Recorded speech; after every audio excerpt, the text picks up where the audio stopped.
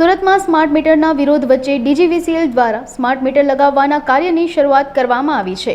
20 smart meter વચ્ચે DGVCL દ્વારા એક ચેક મીટર લગાવવામાં આવી રહ્યું છે। ગ્રાહકોને બંનેનો તફાવત બતાવવામાં આવશે તેમજ બંને મીટર લગાવવાનો ઉદ્દેશ્ય જૂના મીટર અને નવા મીટર વચ્ચે રહેલી ગેરસમજ દૂર કરવાનો છે। સરકારી કચેરીઓ સહિત સુરતના વેસુ પીપલોદ વિસ્તારમાં મીટર લગાવવાની કામગીરીની શરૂઆત થઈ ચૂકી છે।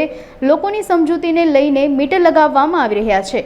અમે લોકો અઠવાડિયાનું રાખેલા છે કે અઠવાડિયા પછી ક્રોસ ચેક કરીશું કે ખરેખર ડિફરન્સ કેટલું છે એ બધું તપાસ કરીશું, પણ કન્ઝ્યુમર પણ એ જ પોતે ઓબ્ઝર્વેશનમાં લઈ શકે છે। પણ આપણે તો ગ્રાહકને સંતુષ્ટ કરવાનો એ જ ઉદ્દેશ્ય છે ડીજીવીસીએલનો।